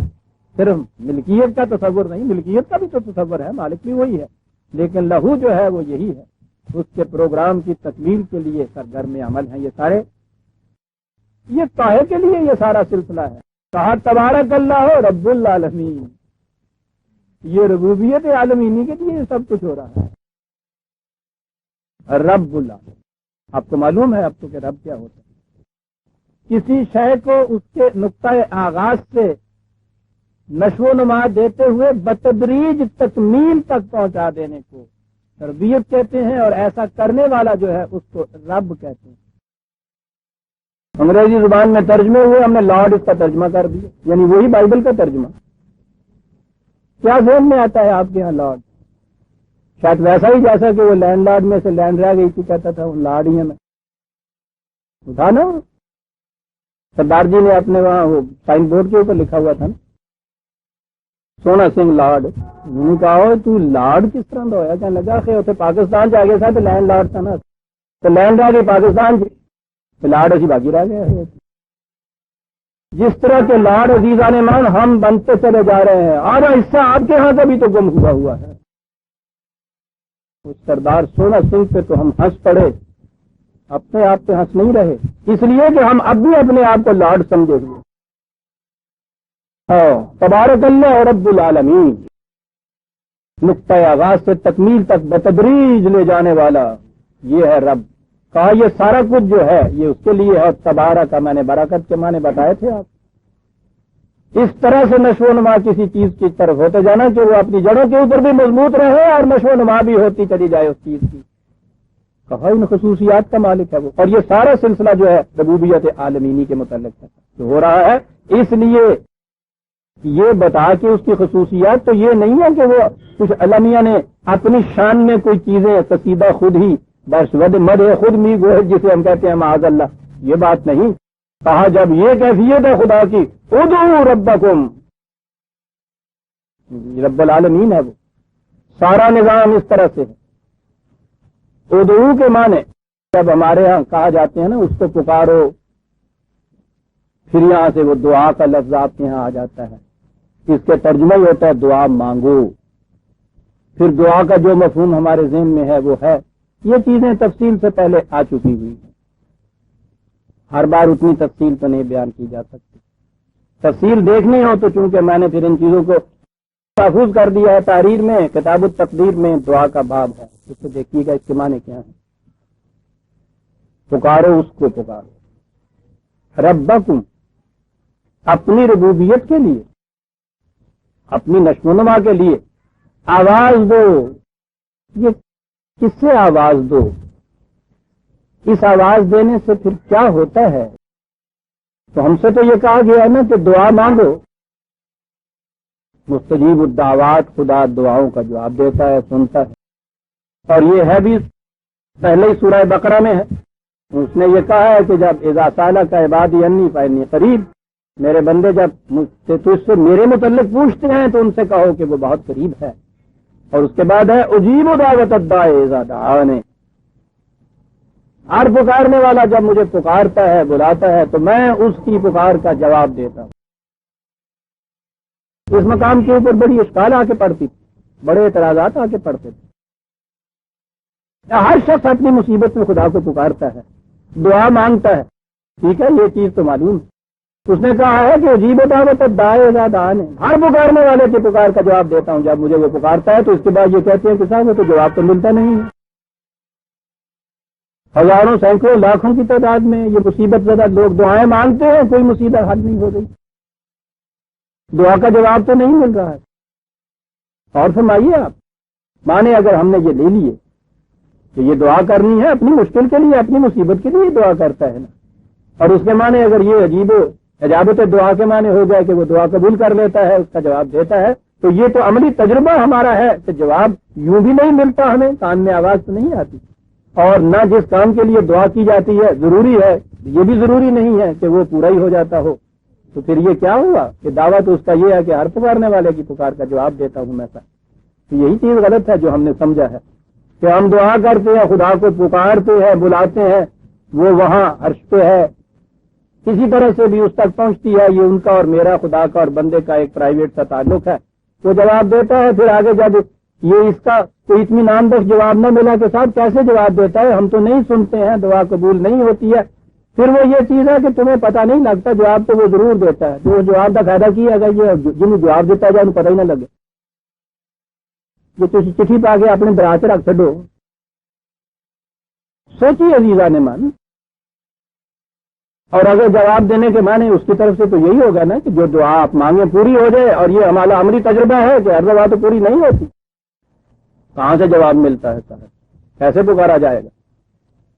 زندگی کے ہر براہے کے اوپر جہاں جا کے تم آپ کو پتہ چلے کہ مجھے کہاں جانا ہے، کس طرف مڑوں میں، صحیح راستہ کون سے ہے، وہاں آپ ہر جانے والے کو آواز دیتے ہیں اور بھائی ذرا گل سننے، میں نے جانا ہے مزن کی طرف، کدھر جاؤں؟ وہ کہتا ہے کہ ادھر کو جاؤ۔ یہ پکارنا ہے، یہ اسے بلانا ہے، یہ اس سے پوچھنا ہے۔ جو جانتا ہے وہ آپ کی اس پکار کا جواب کیسے دیتا ہے؟ آپ کو راستہ بتاتا ہے۔ خدا سے باتیں کیسے ہوتی ہیں ہمارے ہاں؟ یہ ہے وہ چیز کہ جس الجھاؤ میں پڑی آ کے امت اور معاملہ ختم کر دیا۔ یہ خدا کی باتیں کیا ہیں؟ اسے آپ کلام اللہ کہتے ہیں یا نہیں؟ خود قرآن نے کلام اللہ کہا ہے، یہ اس کی باتیں ہیں۔ میں پوچھتا یہ ہوں کہ اگر کسی رہنما یا ٹورزم والے جو ہیں ان کے ہاں کے یہ سارے جتنی بھی چیزیں معلومات ہیں وہ کسی ریکارڈ کے اندر انہوں نے ٹیپ ریکارڈر میں ریکارڈ کر دی ہوں، وہ آپ کے پاس محفوظ رکھا ہو، جس مقام کے اوپر آپ کو ضرورت پڑے اس مقام کے اوپر آپ اس ٹیپ کو لگائیں اور اس کے اندر سے آپ کو جواب ملے کہ یہاں تم جو کھڑے ہوئے ہو یہاں سے دائیں طرف کو چلے جاؤ، یہاں سے بائیں کو چلے جاؤ، یہ آپ کی پکار کا جواب مل رہا ہے یا نہیں مل رہا؟ اس میں جو اسے کلام اللہ کہا اور کہا کہ یہ محفوظ ہے، کلام محفوظ جو ہے آپ کی جس مقام پہ بھی آپ کو ضرورت پڑے پوچھنے کی کہ میں کدھر کو جاؤں، اس مقام کے اوپر یہاں سے دیکھیے کہ کہاں اس نے یہ چیز محفوظ رکھی ہے، اتنی قریب، کہاں دور نہیں، تمہارے ہاتھ میں ہے، تمہارے سامنے رکھی ہے میری کلام۔ میں کوئی دور ہوں؟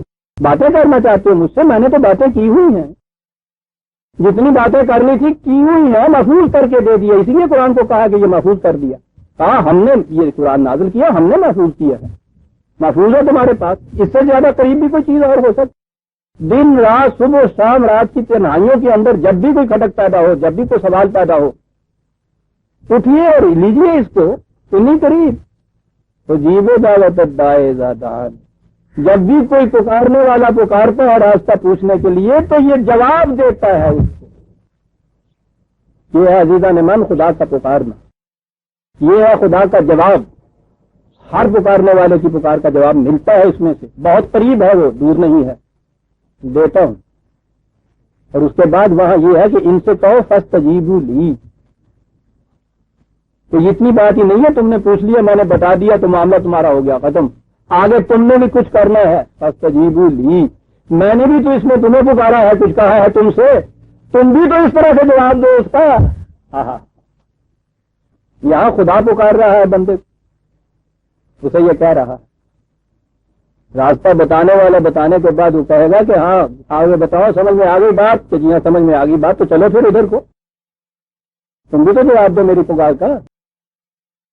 یہ ہے عزیزان من، بس ایک قرآن سے اس امت کو جب بیگانہ بنایا، ادھر ادھر کیا، تو اس کے بعد پھر کیوں نہ بینند حقیقت رہے افسانہ زنند، ساری چیز افسانے پھر یہاں سے تراشے گئے، پھر خدا سے براہ راست کلام کے سلسلے جاری کیے گئے، پھر وہ کسی ایک کی دعائی سنتا ہے، دوسرے کی نہیں سنتا، اس سے بات کرتا ہے اور سے نہیں کرتا، اور یہ جو کلام اللہ ہے یہ بس صرف ثواب کے لیے رہ گیا۔ کلام اللہ ہے عزیزان من، بڑی بڑی گہری چیز ہے جس سے کہا گیا یہ کلام ہے، اس باتیں کرتا ہے یہ۔ پکارو تم، میں پکار کا جواب دیتا ہوں۔ ادعوا ربکم، پکارو تم خدا اپنے ربکم، جہاں بھی ربوبیت کی تمہیں ضرورت پڑے، اور ربوبیت کی ضرورت کہاں نہیں پڑتی، اللہ یامن فی شان کا ہے، ہر شے اپنی ربوبیت کے لیے اس کے تقاضے بدلتے رہتے ہیں، ہر آن تقاضے بدلتے رہتے ہیں۔ یسلو، ہر شے محتاج ہوتی ہے۔ اس آیت کا ترجمہ بھی عجیب و غریب ہے، خیر یہ تو بات اور ہے۔ ہر آن تقاضے بدلتے رہتے ہیں ربوبیت کے، جو تقاضا بھی تمہارے سامنے آئے، معلوم کرنا ہو کہ ربوبیت کیسے اس کے بعد ہوگی، ہم سے پوچھو، ہم جواب دیں گے۔ یہ بات کہ ربوبیت کے لیے پوچھو، تضرعاً و خفیۃً۔ اب ہمارے یہاں وہ ترجمہ صاحب تضرع، ذرا اس کے معنی ترجمہ ہوا گریہ و زاری، نالا و فریاد، جھکے ہوئے، انکساری کے ساتھ، روتے ہوئے، چیختے ہوئے۔ جتنے یہ بڑے بڑے آپ کے یہاں مقربین بنائے جاتے ہیں، ان کی زندگیاں آپ دیکھیے صاحب، لکھا ہوا ہوتا ہے کہ حضور جو سجدے میں گئے ہیں 40 سال تک روتے رہے، اس کے اندر خدا کو تضرعاً پکارتے رہے صاحب، کھڑے ہوئے روتے رہے، تو یہاں اتنے بال ہو گئے کہ چڑیوں نے گھونسلے بنا لیے ان کے اندر، تضرعاً یہ ہو رہا تھا، تضرعاً۔ وہاں ہے ربکم، عجیب چیز ہے عزیزان من، پکارو اسے، پکار کا جواب دے گا تمہاری، کس طرح پکارو؟ ذرا ان کہتے ہیں تھن کو، ماں کے تھن کو جس میں سے دودھ نکلتا ہے، کہتا ہے یوں پکارو جیسے بچہ بھوکتے وقت ماں کے تھن کو پکارتا ہے اور اس میں سے دودھ کی نہریں جاری ہو جاتی ہیں۔ تضرعاً پکارو، اندر ایک ضرورت کا احساس ہو، وہاں سے ایک آرزو بیدار ہوتی ہے، اس کے بعد لپک کے وہ بچہ جاتا ہے، کسی اور طرف نہیں جاتا، اندر اس کے یہ چیز ہوتی ہے، اسی کی طرف جاتا ہے۔ کاہے کے لیے جاتا ہے؟ ربوبیت کے لیے جاتا ہے۔ جب بھی وہ پکارتا ہے ملتا ہے نا جواب وہاں سے اس کی دعا کا، تضرعاً پکار۔ ارے یہ سامان بھی تو ہم نہیں کیا تھا، وہ کہتے ہیں کہ تم نے تو کوئی اندر ماں کی چھاتیوں میں مشین نہیں لگا دی تھی کہ ایک دن پہلے تک، ایک گھنٹے پہلے تک ان چھاتیوں کے اندر کچھ نہیں تھا۔ اس وقت بچے کی جو پرورش ہو رہی تھی رحمت سے ہو رہی تھی اندر، تمہیں نہیں معلوم تھا. پیدائش کے بعد تو آپ دیکھیے بچے کے دل میں بھوک کا احساس پڑتا. وہ کون ہے جو اس کی رہنمائی کر رہا ہے؟ اس طرف جاؤ بیٹا. کہاں سے یہ رہنمائی مل رہی ہے اس کو؟ ہم نے بھی رہنمائی. جاتا ہے اس کی طرف اور اس کے اندر چشمے ابلتے ہیں اس کی ربوبیت سے. ایسے ابلتے ہیں کہ پہلے دن آتا ہے تو اس کے اندر شاید 5% بھی غذائیت نہیں ہوتی، اتنا پانی ہوتا ہے، کیونکہ اس کا معدہ تو ابھی اتنا زیادہ قبول نہیں کرتا. کئی دفعہ یہ بات آئی. جو وہ بڑھتا جاتا ہے عمر کے اندر، اس کا معدہ جو ہے زیادہ غذا والی چیز کو ہضم کرنے کے قابل ہوتا چلا جاتا ہے. دودھ خود بخود گاڑھا ہوتا چلا جاتا ہے، پانی کی مقدار کم ہوتی چلی جاتی ہے اور اس میں غذائیت جو ہے، دونیت جو ہے وہ زیادہ بڑھتی چلی جاتی ہے. تاکہ جب 2-2.5 سال کے بعد وہ دوسری غذائیں کھانے اور ہضم کرنے کے قابل ہوتا ہے تو چشمہ سوکھ جاتا ہے، کہتا ہے اب یہاں کھاؤ جناب ادعوا ربکم تضرعا. لیکن اس کے لیے تو ایک اندر سے تڑپ پیدا ہونی چاہیے، طلب پیدا ہونی چاہیے، طلب پیدا ہونی چاہیے اندر سے. جبھی بچہ ماں کے دودھ کی طرف جاتا ہے. بچے کے اندر بھوک کی طلب نہیں پیدا ہوتی کسی وجہ سے، کسی حادثے سے، تو وہ جاتا ہی نہیں. فیڈنگ کی بوتل دیجیے تو وہ منہ کر لیتا ہے. تضرعا، اندر طلب پیدا کرو اس چیز کی. طلب کے لیے عزیزان ما لگا لفظ خفیتاً. ایک طلب تو وہ ہے کہ جو ظاہر ہو جاتی ہے، ایک وہ طلب ہے جو تمہارے تحت شعور میں ہوتی ہے. قرآن کریم نے شعور کے مقابل میں خفیٌ کہا ہے. تمہارے تحت شعور کے اندر یہ طلب پیدا ہونی چاہیے کہ میں نے اپنی نشو و نما کے لیے اس کو پکارنا ہے، اس کے قانون کی ضرورت ہے. تبھی نشو و نما تو حیوانات کے بچے بھی تلاش کر لیتے ہیں، وہ بھی اپنے بچوں کو دودھ دیتی ہیں، وہ بھی اپنی وہ ماں کے تھن کی طرف جاتا ہے. اس میں ایک اور بھی تو نشو و نما ہے انسان کے بارے میں. یہ نشو و نما ہے اس کی انسانیت کی، یہ نشو و نما ہے اس کی ذات کی. اس کی طلب کہاں سے شروع ہوگی؟ تو کہا یہ چیز تو ابھی تمہارے شعور میں بھی نہیں آئے گی، تمہارے انکانشیس مائنڈ کے اندر ہوگی، تو شعور کے اندر آئے گی. یہاں سے یہ کچھ کرو تو پھر دیکھو کیسے سامان نشو و نما ملتا ہے. ورنہ انہ لا یحب المعتدین، جو اس طرح سے حدود فراموش ہو جاتے ہیں، تجاوز کر جاتے ہیں، وہ پسند نہیں کرتا ہے. اسے پکارو پھر دیکھو کہ جواب کیسے ملتا ہے. سامان نشو و نما کے چشمے کیسے اگلتے ہوئے آتے ہیں.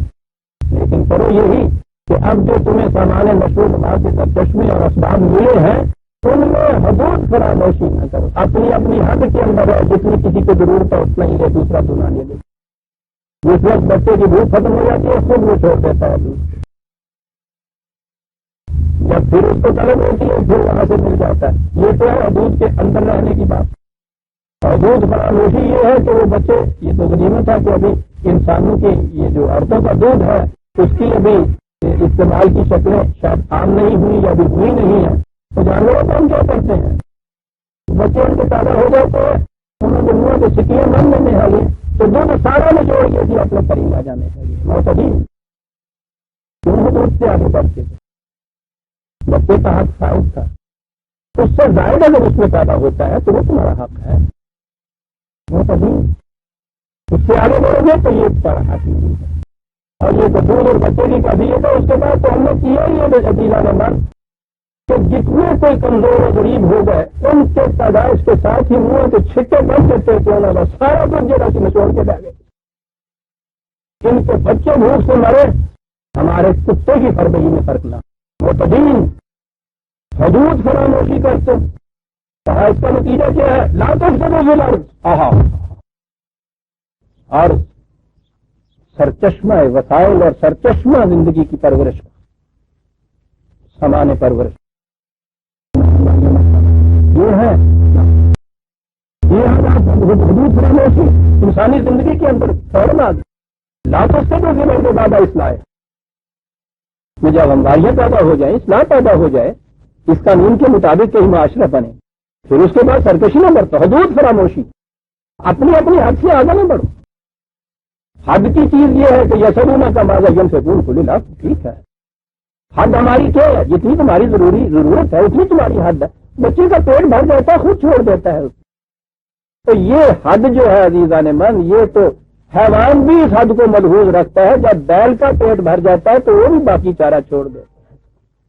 وہ تو اسے بینک میں جمع نہیں کرا دیتا، تو حدود فراموش ہو جاتی ہے اس کے پاس. یہ تو تمہاری ضرورت کے لیے تھی، ربوبیت کے لیے یہ چیز تھی، پرورش کے لیے چیز تھی، اقتدار کے لیے تو نہیں تھی کہ دوسروں کو معروم کرو اور خود تجوریاں بھرتے چلے جاؤ. لا تو پھر بچوائے. دیکھو کس طرح سے بات میں سے کڑی نکلتی ہوئی چلی آ رہی ہے. عرض کے اندر عرض یہی ہے جو معیشت ہے آپ کے ہاں کی، سامان معیشت ہے جو آپ کے ہاں کا. فساد مت بچاؤ. اصلاح کے معنی ہوتا ہے ہمواریاں پیدا کرنا، فساد کے معنی نہ ہمواریاں پیدا کرنا. وہ معتدین کا یہ تفسیر ہو رہی ہے. لہذا بالکل فساد نہ بچاؤ اس میں. وعدو خوف و تمان، وہی ادو والی بات ہے. پکارو اسے پکارو. کون کون سے حالات ہیں تو یہ دھڑکا پیدا ہو جائے گا کہ کمی ہو جائے گی صاحب سامان نشو و نما. یہ چیز کبھی پیدا ہو جائے کسی قسم کی، یہ اندیشہ پیدا ہو جائے تو اس کے لیے بھی پوچھو اس سے کہ فرمائیے ایسے میں ہمیں کیا کرنا چاہیے. اس سے پوچھو. خود اپنے ذہن سے اس کے لیے بیٹھ کے نہ تجویزیں کرنے لگ جاؤ، نہیں فیصلہ کر سکو گے. ہر فرد کی عقل یہ کہے گی کہ تم اپنے اور اپنے بچوں کے لیے تو زیادہ سے زیادہ سمیٹ دو. یہ کرو بابا، وہ دوسرے جو ہے وہ اپنا انتظام کریں گے. یہ کیا کہا؟ بالکل نہیں. اگر ایسی صورت کہیں پیدا ہو جائے کہ اندیشہ ہو تمہیں کہ اس ربوبیت کے سامان میں شاید کہیں کچھ کمی آ جائے، کیا کرنا چاہیے؟ ودعو ہو، اس سے پوچھو. اور اگر کبھی اندر یہ چیز پیدا ہو جائے، ضرورت تو پیدا ہو گئی، تو زیادہ سمیٹنا چاہیے اس کے لیے.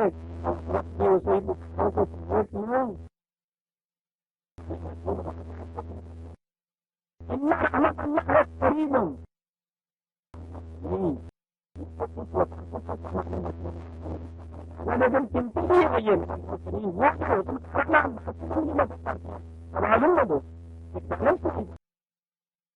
نہیں بڑھتے یہ بہت تین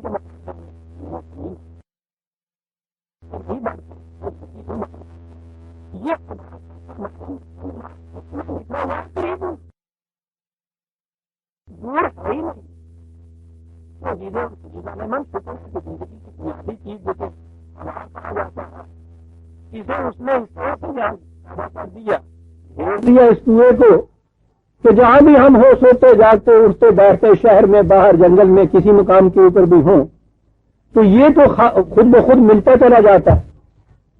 اگر اس کی بھی صورت اسی قسم کی ہوتی، یہ کیپٹلزم والی، تو یہ بھی پتہ نہیں کہ کتنے غبارے بھر کے رکھ لیتے اپنے یہاں سے، تڑپ کے مر جاتے. قریب کیا کہا ہے؟ رحمت و خداوندی تو قریب ہے. انسانوں کو اس سے دور کیوں ہٹاتے؟ قریب. جنت کے پھلوں کے متعلق ایک خصوصیت بتائی ہے نا، دانیت. دانیت ان کے معنی ہی ہوتا ہے اتنے جھکے ہوئے جو خود تمہاری جھولی میں آگے رہے. قریب من المحسنین، خدا کی رحمت. یہاں رحمت کا کچھ ترجمہ ہوا، محسنین کے کچھ ترجمے ہوئے. وہ دیکھا نہیں کہ لا تفسدوا فی الارض بعد اصلاحہا، پیچھے ربوبیت آ رہی ہے، عرض میں اصلاح پیدا ہو رہی ہے. یہاں کہا جا رہا ہے رحمت اللہ قریب من المحسنین. یہ سامان نشو و نما جو بلا مزد معاوضہ ملتا ہے، رحمت کا وہ سامان ہوتا ہے. وہ تو ہر اس قوم، ہر اس فرد کے قریب ہے کہ جو حسن کارانہ انداز سے زندگی بسر کرتا ہے، یعنی تجاوز نہیں کرتا ان حدود سے، اور بیلنس اور توازن قائم رکھتا ہے. یہ ہر اس کے قریب ہے. یہ یاد رکھو، یہ ہے طریقہ ربوبیت عالمینی حاصل کرنے کا عزیزان من. اور اس کے بعد پھر بتایا ہے کہ اور تمہیں بتائے قریب کیسے ہے، اور ہم نے یہ باہر کی دنیا میں کیسے انتظام کر رکھا ہے. اسی طریقے سے اپنی زندگی کے اندر بھی تم وہی کچھ کرو. ہم سورہ الاعراف کی آیت 56 تک آ گئے عزیزان من. 57 سے آئندہ لیں گے. ربنا تقبل منا انک انت السمیع العلیم.